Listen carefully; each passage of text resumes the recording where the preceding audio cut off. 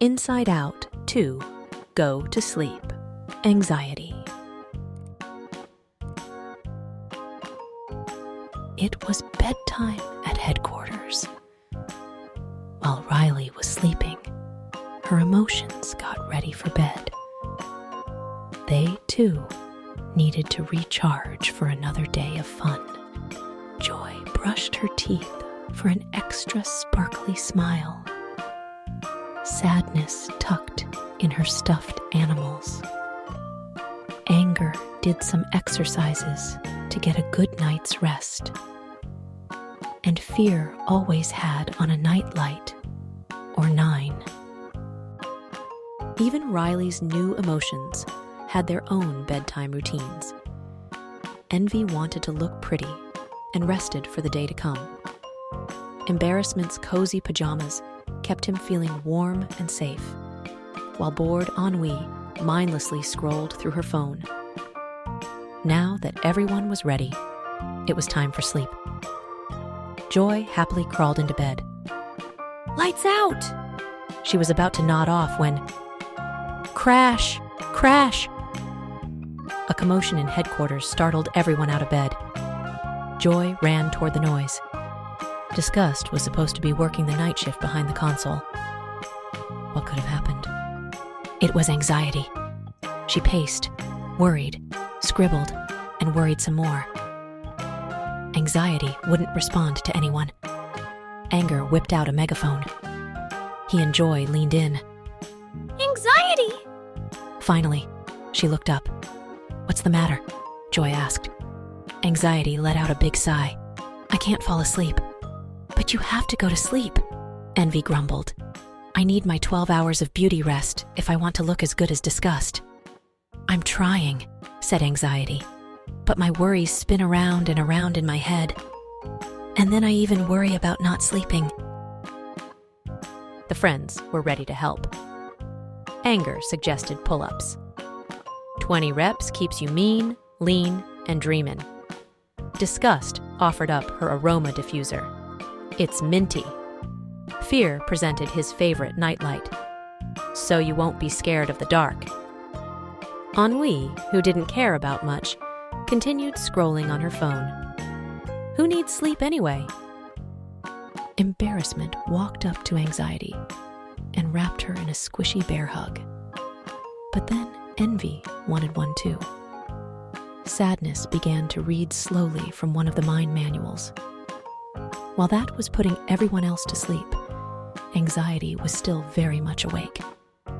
Joy quickly shut the book. "I think I have an idea." Joy knew Anxiety loved lists and counting. "Why don't we try a little meditation? Can you list 5 things you're grateful for today? 1, 2, 3, 4, 5. Anxiety glanced at everyone around her. She tried to think faster, but all that came to mind was, "I don't know. I don't know. I don't know. I don't know." They needed a new idea. Joy grabbed a piece of paper from the cart. She sat at a table and began working furiously. Ta-da! She made an origami paper sculpture of herself. Sometimes when my mind is busy and I have too many thoughts all at once, working with my hands helps me feel better. Anxiety leaned in for a closer look. "Maybe this could help you too?" Joy asked. Anxiety got to work. A few hundred folds later, she was finally finished.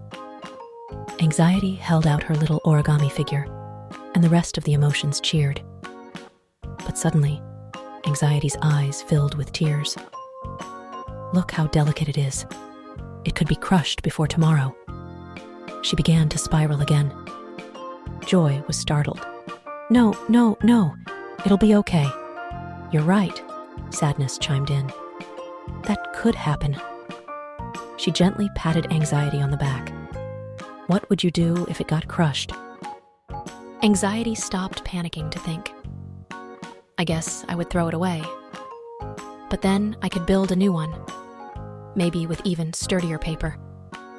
And I could fix the mistakes I made today." Anxiety smiled.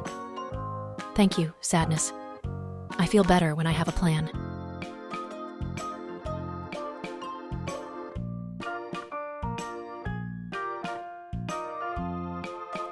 Anxiety let out a big yawn. Maybe I could make origami figures of Riley, and Mom and Dad too. Her eyelids began to grow heavy, but she continued folding more paper. Disgust returned to the console while the other emotions went to bed.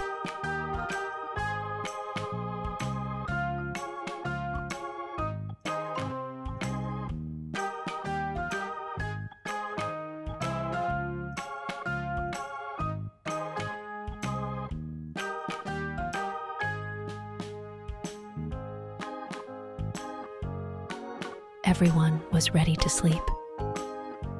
Lights out, Joy said once more. At long last, all was well. The emotions were cozy in bed, peacefully dreaming of the day ahead.